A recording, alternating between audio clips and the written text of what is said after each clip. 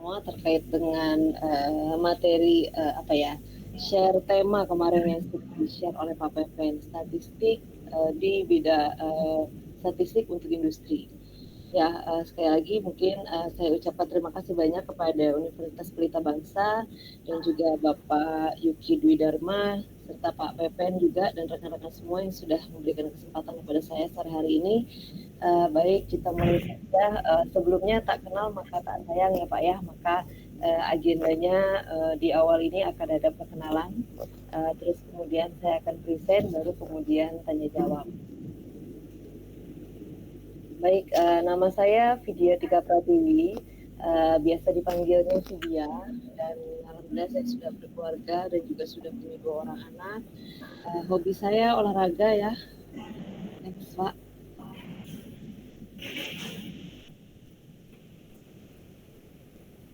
Lanjut.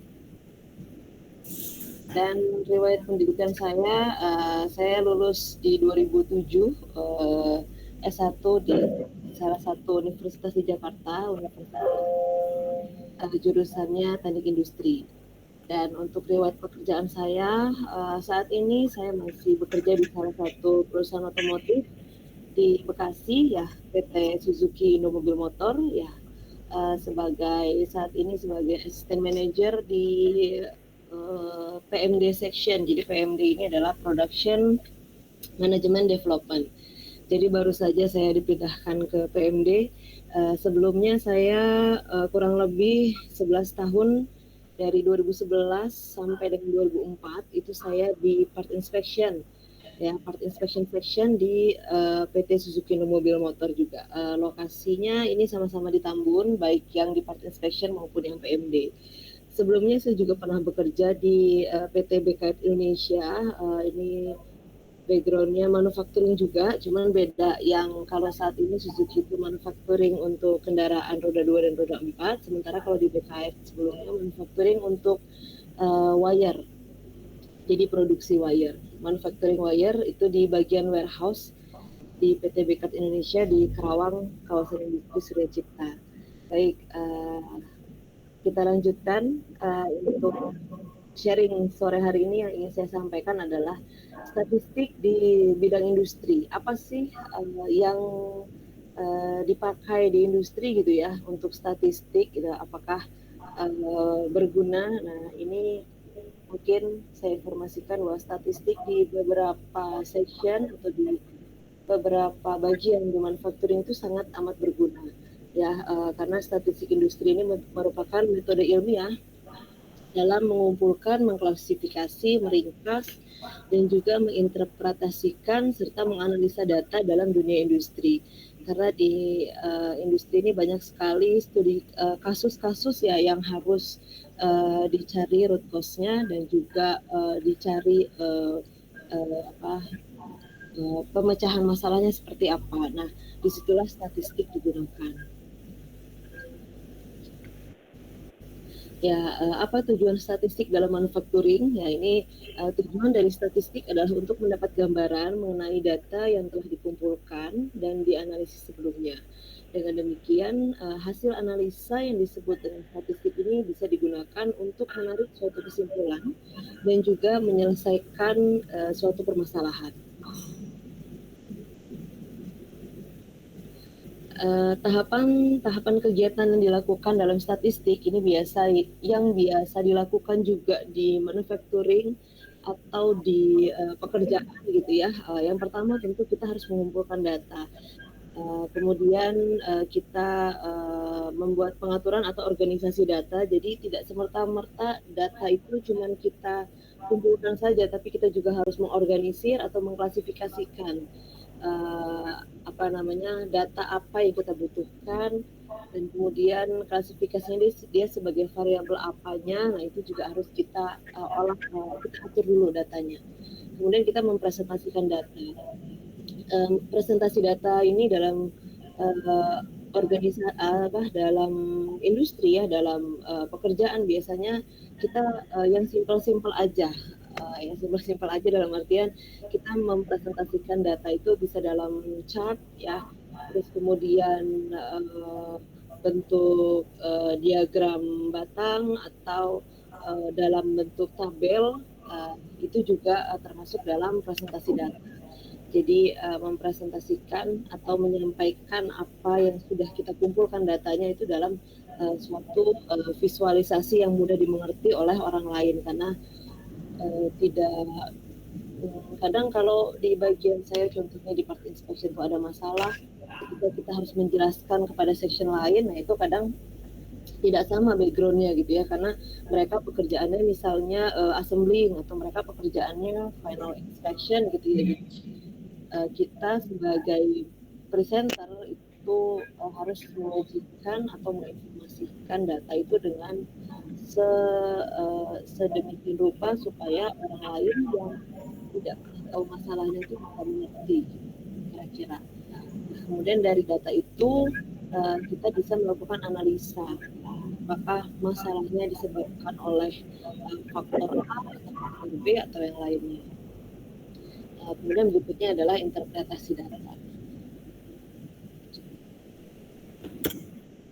Ya, ini contoh yang sering digunakan di dua perusahaan yang sebelumnya saya sudah pernah jajaki gitu ya. Ini adalah control chart. Ya, control chart itu adalah suatu grafik garis ya. Di situ dia mencantumkan garis-garis kontrol sebagai dasar dalam pengendalian suatu proses. Dan control chart ini juga digunakan sebagai alat monitoring proses untuk memudahkan identifikasi jenis variabilitas pada proses pada tahapan tertentu berdasarkan garis-garis kontrol yang sudah ditetapkan.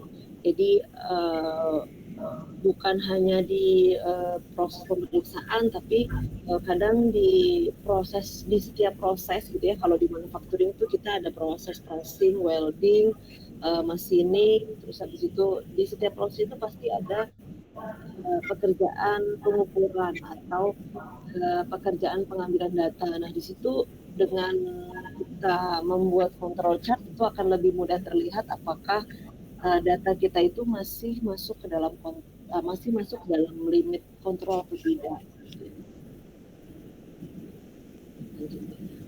Nah, ini apa saja sih biasanya yang ada di dalam control chart itu gitu ya.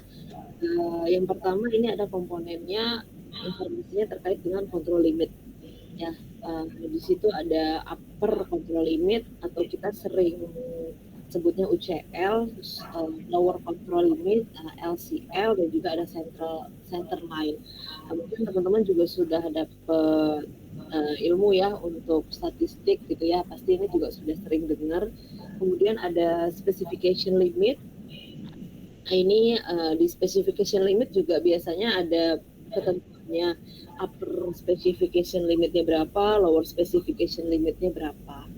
Terus kemudian ada subgroup sequence atau timeline. Jadi di sini menjelaskan urutan dari pengumpulan data. Terus kemudian ada skala juga. Jadi untuk skala ini memang harus dibuat ya, karena ini sebagai informasi sehingga variasi yang dialami dari suatu proses ini dapat terlihat dengan jelas. Ya, analisa tidak dapat juga kita lakukan pada chart kalau skalanya itu terlalu sempit gitu ya. Jadi kadang-kadang sampai nggak kebaca. Jadi pada saat bikin control chart itu kalau bisa skalanya disesuaikan dengan data yang sudah kita ambil. Jadi misalnya kalau datanya partikel kelipatan 10, nah ini skalanya jangan terlalu kecil gitu ya, atau jangan terlalu besar supaya datanya itu terbaca. Kemudian ada identifikasi pada nilai yang berada di luar batas limit. Jadi dalam control chart kalau kita itu ternyata datanya di luar limit, nah itu kalau di control chart bisa langsung terlihat gitu ya. Misalnya dia pada saat kita mengambil data ternyata datanya ini ada yang di luar spesifikasi gitu ya, atau ada yang di luar upper atau lower control limit. Nah, di situ kalau kita pakai control chart itu bisa langsung terlihat data yang mana sih yang di luar batas. Jadi kita bisa langsung melakukan identifikasi data-data yang di luar limit. Terus kemudian ada log event. Log event ini biasanya berisi tentang informasi pendukung tambahan terkait data yang berada pada control chart. Dan informasi ini juga bisa menjelaskan secara detail sumber potensi yang menyebabkan terjadinya variasi beserta tindakan yang dilakukan untuk menyelesaikan hal tersebut. Lanjut, Pak. Nah, ini contoh dari control chart. Jadi teman-teman bisa lihat di sini tadi yang sudah saya sebutkan. Jadi dia ada lower limit, lower control limit, ada upper control limit, ada upper specific limit, dan juga ada lower specific limit.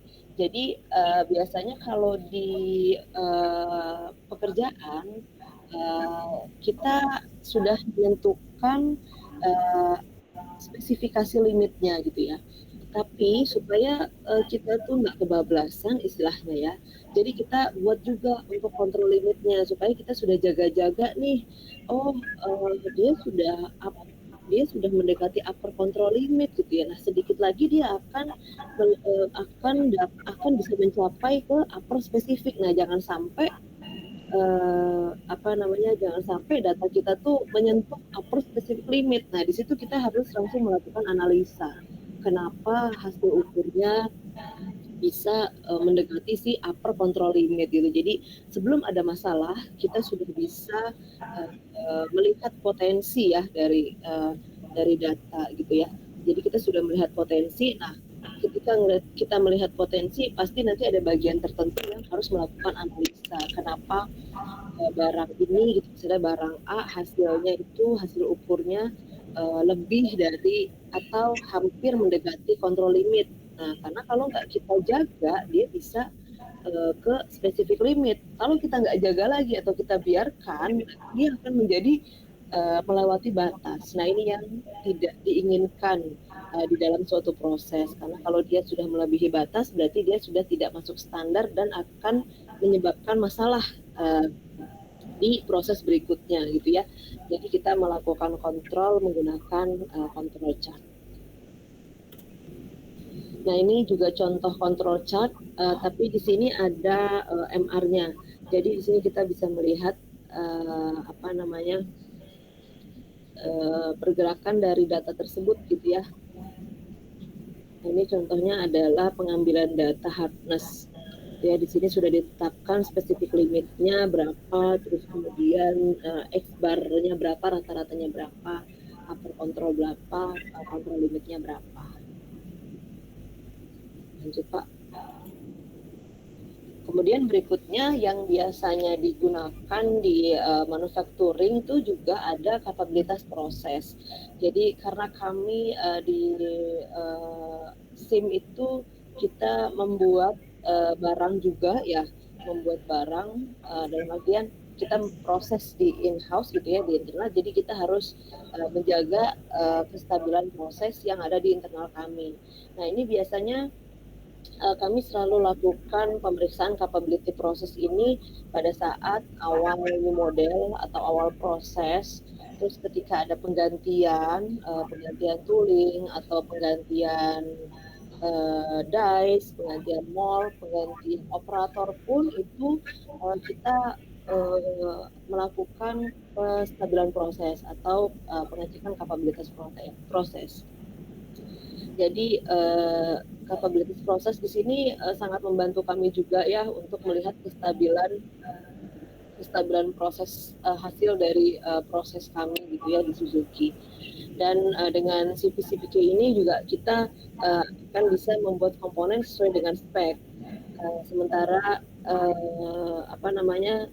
proses itu kan pasti selalu ada fluktuatif ya, karena perubahan itu manajemen perubahan di kami itu juga sangat sering gitu ya.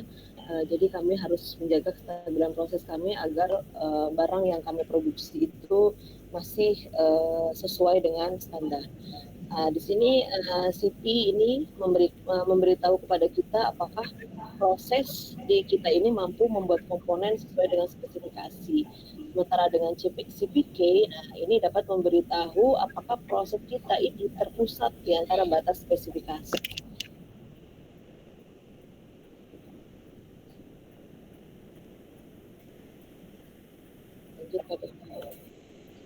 Ya, ini kapabilitas proses ya. Kapabilitas proses di sini adalah metode untuk mengetahui dan juga memprediksi kemampuan dari suatu proses. Apakah proses tersebut capable atau tidak capable gitu ya untuk menghasilkan produk yang sesuai dengan persyaratan customer yang stabil. Dapat mengurangi variasi hasil nilai ukur serta diharapkan tidak ada variasi dalam nilai ukur. Kemudian jika hal yang diharapkan tersebut terjadi, maka proses dapat dinyatakan capable gitu ya. Capable itu artinya mampu gitu ya. Nah, ini adalah contoh gambaran yang sebelah kiri ini adalah hasil dari suatu proses yang dibilang akurat gitu ya. Akurat artinya masuk ke dalam standar. Biasanya kita contoh dimensi ukur panjangnya harusnya 10, dia itu toleransinya plus minus 5 misalnya, berarti kan antara 9,5 sampai dengan 10,5 gitu ya. Nah, itu dia masih masuk ke dalam range gitu ya. Masih masuk ke dalam range, tapi dia tidak presisi. Tidak presisi dalam artian tidak tepat di 10 cm gitu ya, paling enggak toleransinya ya kalau bisa hanya 0,0 sekian lah. Itu yang dibilang bisa presisi. Ya, jadi akurasi itu seberapa dekat hasil pengukuran sesuai dengan nilai target. Sementara presisi ini seberapa konsisten hasil pengukuran satu dengan yang lainnya. Jadi dalam setiap pengambilan data itu biasanya kita ambil 1 sampai 30. Nah, dari 30 ini kita melihat apakah data yang dihasilkan oleh 30 sumber ini adalah akurat dan presisi atau bisa jadi masuk aplikasi tapi tidak presisi, artinya apa namanya toleransinya itu dia terlalu bervariasi gitu, tidak presisi. Lanjut Pak.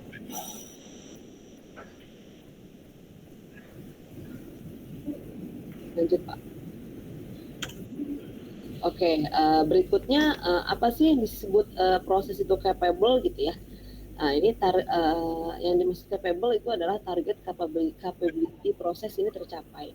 Maka harus dilakukan upaya untuk mendapatkan high akurasi dan juga high presisi dalam suatu proses. Ya, data yang disebut proses ini yang kita bilang seperti gambar yang sebelah kanan ini yang dikotakin ya. Jadi dia high akurasi dan juga high presisi. Nah, pada saat kita menemukan data yang sebarannya seperti ini terfokus dalam suatu titik gitu ya, dan juga tepat pada dimensi yang sudah ditentukan, nah itu barulah kita bisa bilang bahwa proses tersebut capable. Seperti itu. Kalau yang paling kiri ini dia low akurasi, low presisi. Jadi datanya itu masih mana-mana gitu ya istilahnya. Terus kemudian yang tengah ini ada high akurasi dan juga low presisi gitu ya.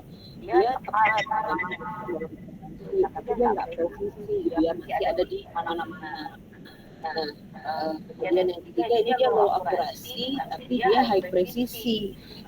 Low akurasi jadi dia datanya hanya tersebar pada suatu titik saja yang menjauhi dari target, sementara targetnya itu ada di tengah-tengah gitu ya.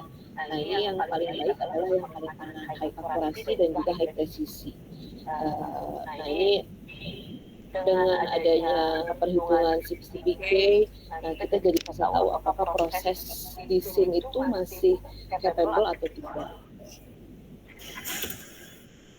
Nah, ini contoh data CPCPK yang kita pernah dapatkan dari vendor dan juga SIM juga membuat data ini gitu ya.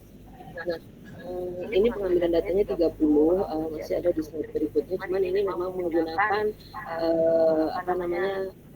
Minitab atau juga SPSS ya.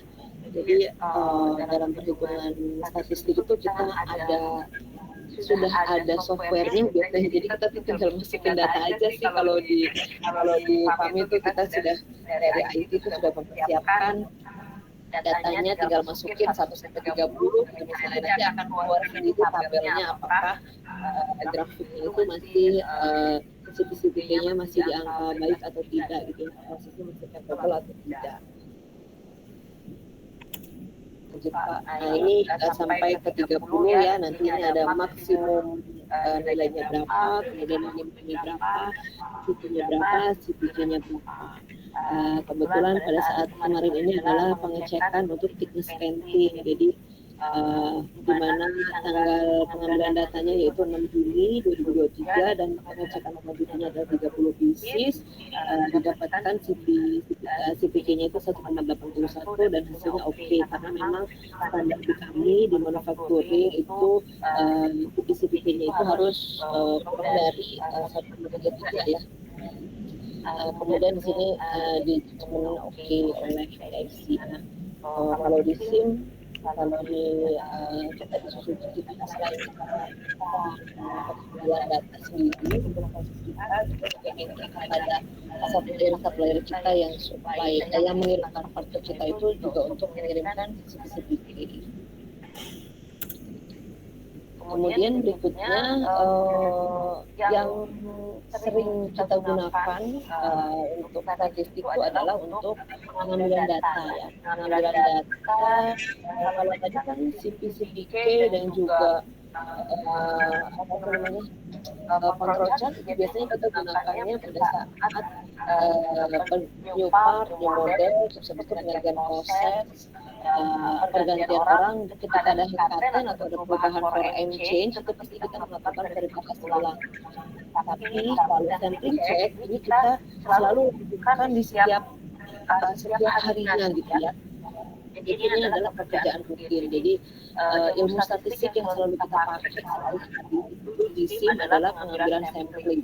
Di mana kalau di SIM ini ada beberapa metode pengambilan sampling. Yang pertama itu sampling check dari vendor itu sebanyak N5 per lot gitu ya.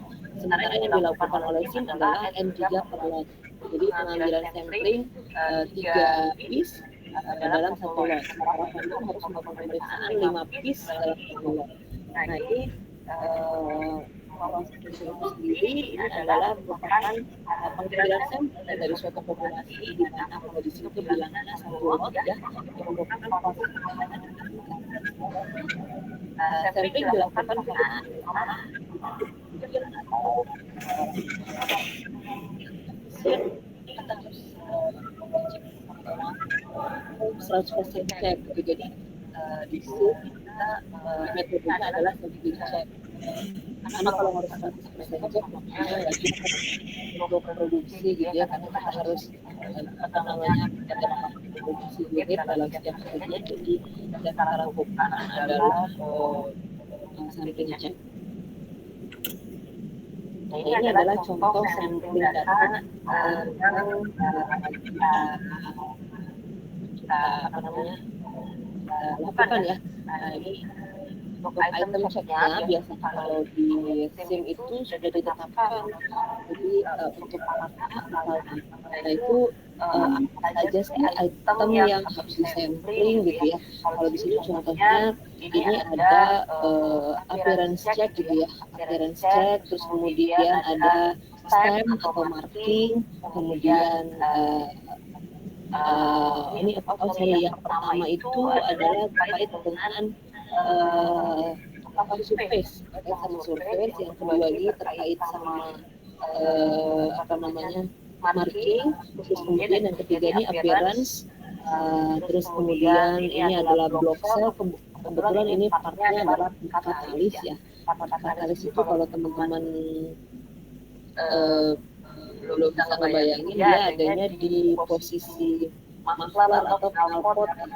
Knalpot itu ada namanya tuh katalis. Nah, ini dia menghitung berapa honeycombnya, terus kemudian outside diameternya berapa, panjangnya berapa, block cell-nya berapa, kemudian berat dari barang tersebut berapa, itu mereka lakukan sampling check. Nah ini kemudian kalau untuk yang paling bawah ini terkait sama durability ya. Jadi jangan dilihat yang dilihat yang atas aja. Maaf. Jadi ini kalau yang paling bawah ini terkait sama durability, kalau yang atas nah ini kita lakukan sampling. Jadi pada saat part masuk ke steam sebanyak satu lot kita itu sekitar 120-an. Nah itu hanya dilakukan pemeriksaan dari lot tersebut hanya 5 piece saja. 5 piece terkait dengan poin-poin ini. Nah itu yang selalu kita lakukan pada saat receiving dan setiap hari itu kita lakukan. Tapi kalau untuk standar proses tadi ya sampaikan itu tidak setiap hari dilakukan, itu hanya saat event tertentu saja ya. Lanjut. Nah ini juga contoh berikutnya untuk apa namanya pengambilan Indonesia. Ada informasi X-bar chartnya, kemudian ada R-nya juga. Nah ini ada judgment-nya juga. Jadi ada berbagai macam data sih yang kita pakai, tapi yang jelas pada dasarnya yang ditekankan hanya pengambilan sampel sebanyak 5 piece per lotnya.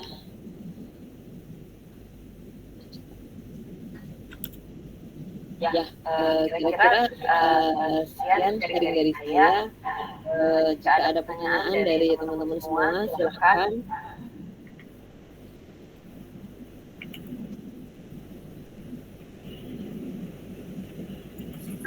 Terima kasih kepada Ibu Vidya Pratiwi atas pemaparan yang sangat informatif. Sekarang kita bisa memasuki sesi tanya jawab. Bagi rekan-rekan yang ingin bertanya, boleh silakan angkat tangan dulu di sini. Dipersilakan waktu dan tempat.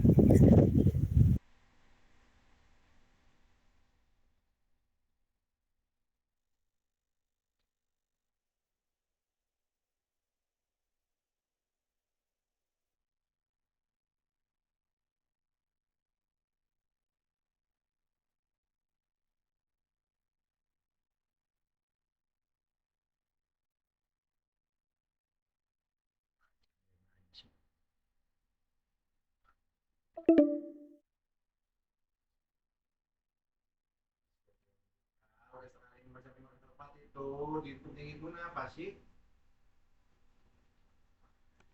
Kan bisa lagi HP-nya.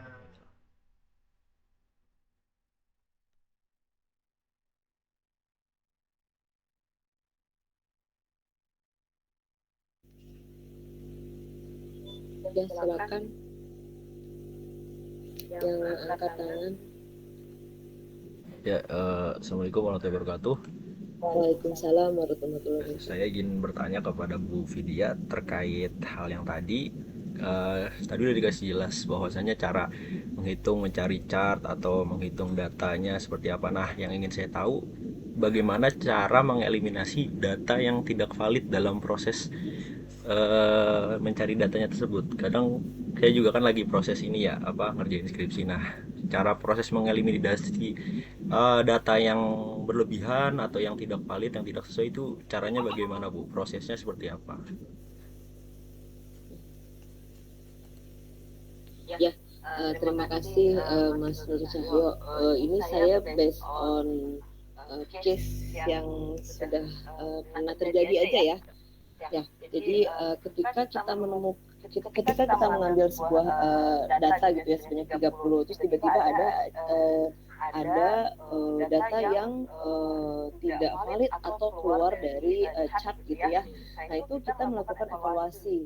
Jadi kita melakukan evaluasi proses apa yang menyebabkan data tersebut tidak valid. Jadi contohnya pada saat kita mengambil data tadi kan ada poin-poinnya ya, poin dimensi 10, dimensi sekian gitu misalnya. Nah, ketika ada salah satu dimensi yang datanya tidak valid atau keluar chart, nah itu kita langsung singkirkan, semua kita stop prosesnya, kemudian kita lakukan analisa. Nah dari situ kita harus analisa dulu Mas, analisa 4M-nya. Jadi kita biasanya pakai fishbone gitu ya. Nah itu kita cek kita urut ke belakang prosesnya di mana nih yang tidak standar seperti itu. Jadi ketika ada data yang tidak valid, kita langsung stop produksi istilahnya kalau di manufacturing itu stop produksi, terus kemudian kita melakukan 4M change, 4M analysis gitu ya. 4M analysis itu man, mesin, method, material. Nah, dari 4 itu kita lakukan analisa. Setelah melakukan analisa, kita pasti akan mendapatkan root cause-nya. Nah, setelah root cause-nya itu ketemu, nah kita coba perbaikan. Setelah perbaikan, baru kita melakukan trial lagi. Nah, setelah trial lagi, baru kita ambil lagi datanya 1-30 ya, jangan cuma satu doang. Walaupun datanya sebelumnya cuma satu nih yang NG gitu misalnya ya, yang NG yang not good. Nah, kita ambil ulang lagi karena kita kan sudah melakukan kita sudah memberhentikan proses kan pada saat awal itu kan. Nah, kita ambil data lagi 1-30. Nah, apakah datanya sudah masuk range? Nah, kalau itu sudah masuk range semua, berarti perbaikan kita sudah benar. Berarti analisa yang kita lakukan sudah tepat, perbaikan sudah benar, dan data sesuai dengan chart. Akhirnya proses bisa berlanjut lagi. Seperti itu kalau yang selalu dilakukan di manufacturing. Oke, baik, terima kasih Ibu Vidya. Ya, sama-sama. Silakan Mas Supriyanto. Oke Bu, terima kasih atas waktunya. Ingin bertanya, kebetulan saya juga bekerja di suatu perusahaan manufacturing, ada proses welding, ada proses stamping, ada proses yang tadi Ibu sebutkan. Jadi pada saat saya dalam pengambilan data dalam hal ini, contoh pada saat ada proyek baru ya, sudah berjalan, kami kan ada namanya pengecekan cycle time. Pengecekan cycle time itu kan kita lihat kondisi normal. Pada saat kondisi abnormal itu datanya berbeda ya dengan yang kita harapkan. Nah, yang pertanyaan saya adalah dalam pengambilan data untuk kondisi abnormal ini apakah diabaikan atau tidak? Dan yang diambil adalah dalam kondisi normal saja untuk untuk bisa kita jadikan data yang akurat. Terima kasih. Oke, baik. Terima kasih Pak Supriyanto. Sebaiknya pengambilan data itu sesuai dengan cycle time yang sudah ditentukan. Pasti pada saat trial itu memang sejak awal itu pasti dari engineering sudah menentukan, oh prosesnya seperti ini, A, B, C, D, E. Cycle time-nya di setiap proses adalah 5 gitu ya misalnya. Berarti kan total cycle time adalah 25. Nah, ketika ketika kita ingin mengetahui apakah cycle time 25 itu di proses A sampai B itu capable atau tidak, nah kita harus ngambil datanya pada saat cycle time yang normal gitu. Nah, kalau misalnya abnormal ya kayak yang tadi saya utarakan di pertanyaannya Mas Cahyo, kalau misalnya ada yang abnormal ya kita harus analisa gitu. Tapi misalnya nih kadang kasusnya memang kadang wah nggak bisa nih ini karena dice-nya udah lama gitu misalnya nggak diganti-ganti misalnya, jadi cycle time itu performance-nya istilahnya menurun gitu ya. Nah kadang-kadang sih juga bisa terjadi seperti itu di manufacturing gitu ya, karena ini moldnya ini udah tua gitu misalnya, jadi butuh treatment. Nah itu harus dievaluasi lagi Mas Supri ya. Jadi kita bisa trial dulu di situ. Jadi kita bisa trial. Oke, pada saat kita sudah punya kapabilitas proses nih ya. Nah, kemudian kita harus cari YY analisisnya. Kenapa cycle time itu kok bisa kelebihan? Nah, berarti kan kondisinya abnormal nih gitu kan. Nah, kalau kita mau balikin ke normal lagi, ternyata nggak bisa, nggak sanggup nih, nggak capable nih mesinnya. Ya berarti kan harusnya mesinnya diganti kan gitu. Cuma kan kadang-kadang ya begitu ya Pak Pepen. Kadang-kadang kan suka gimana. Nah itu perlu didiskusikan lagi Pak dengan ME, dengan engineeringnya. Apakah dengan cycle time yang berlebih itu masih bisa masuk ke dalam proses gitu ya. Walaupun misalnya kita bisa nih dapetin angka yang standar, tapi cycle time-nya misalnya more gitu ya, atau panjang. Nah itu harus ada diskusi lagi Pak dengan engineering-nya biasanya. Apakah cycle time-nya mau diubah gitu ya, menyesuaikan, atau root cause-nya yang mau dihilangkan, yaitu yang tadi misalnya mesinnya misalnya sudah harusnya teardown tapi masih terus dipakai. Nah itu kan juga bisa menghambat. Seperti itu sih Pak Supri, kira-kira sebaiknya didiskusikan lagi sama si Ya Bu. Bu boleh sharing sedikit nggak Bu? Boleh Pak.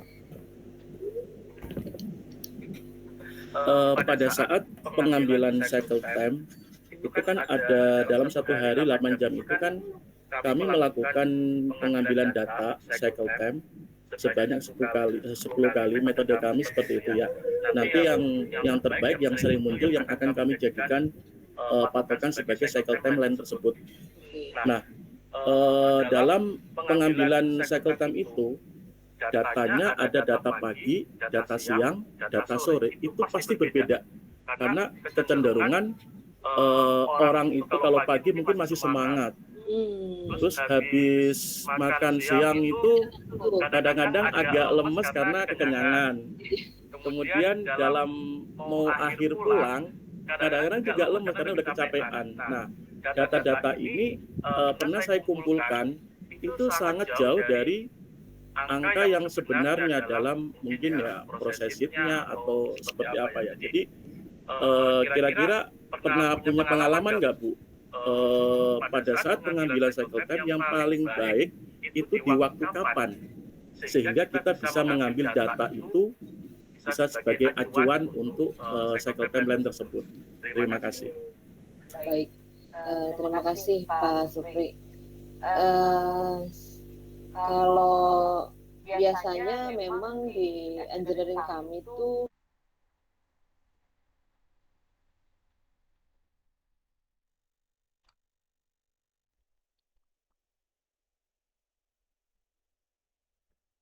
Maaf Bu Vidya, itu kemut.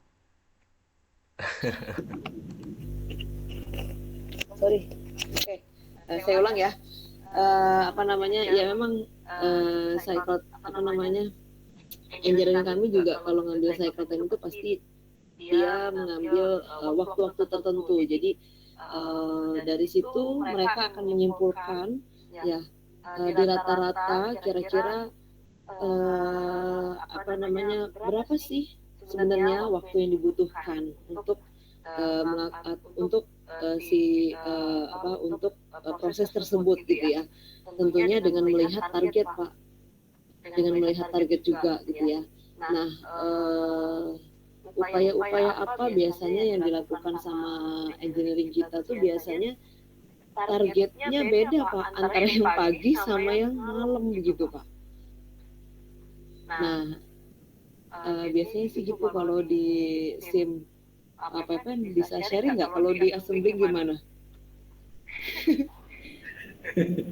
Ya, Kadang-kadang waktunya waktu itu sangat sangat berpengaruh gitu ya sama kondisi output. Nah ini mungkin ada sharing dari di sebelumnya saya info dulu. Kebetulan ada pemberitahuan nih di mana, di Google Meet-nya sekitar 4 menit lagi. Nanti kalau terputus nyambung kedua ya, karena mungkin Pak dosennya juga mau bicara gitu ya. Nanti kalau putus pada bubar ya, kita akan nyambung kedua. Betul nggak Rasa ya? Ya Pak, saya sudah buat lagi tadi. Oke. Untuk tutup otomatis saya mau bantu Vidya dulu tadi. Tadi memang betul yang dibicarakan sama Vidya ya. Kalau di tempat kami itu biasanya dilihat dari prioritasnya apa, ya.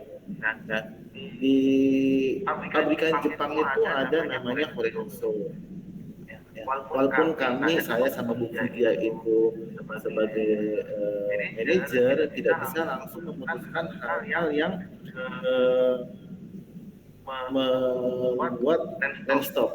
Kita tidak bisa memberi keputusan seperti itu. Kita ada rule yang harus berbicara sama atasan. Apakah atasan ini setuju atau tidak? Kalau menurut atasannya, oh boleh melakukan stop plan, kita maka stop plan. Kalau misalkan kata pimpinan kita itu dilakukan nanti, ya kita harus lakukan nanti. Karena keputusan yang berhubungan dengan produksi tidak boleh diputuskan oleh satu pihak. Jadi harus banyak pihak. Karena kenapa? Di Suzuki itu mempunyai rantai bisnis yang berkaitan. Jadi kalau proses satu berhenti, maka satu pabrik berhenti. Kalau dulu mungkin asli sama painting itu bisa conveyornya. Kalau sekarang misalkan ya, kalau sekarang itu berhenti, maka dari ujung sampai ujung akan berhenti prosesnya. Sehingga 3 menit aja stop plan itu semua sampai bos-bos akan turun melihat ke lapangan apa yang terjadi. Saking pentingnya produksi. Kenapa? 3 menit seharga 250 juta. Jadi di tempat ambil cycle time-nya Pak, ikut yang mana Pak assembling? Yang pagi, siang, sore, malam? Kalau di assembling itu ada tim yang melakukan PIC ya, karena di kita itu hanya satu shift di sekarang, maka dilakukannya hanya satu shift di shift pagi siang. Nah kalau di Tambun juga satu shift walaupun malam. Kenapa? Karena lebih efektif di siang hari. Kalau malam mungkin yang orang yang ambil syutingnya, kalau hanya ngambil syuting doang, maka selama 8 jam itu mungkin ada kelelahan untuk syuting. Beda dengan yang produksi. Kalau produksi dari pagi sampai sore mungkin nggak ngantuk, tapi yang ngambil data pasti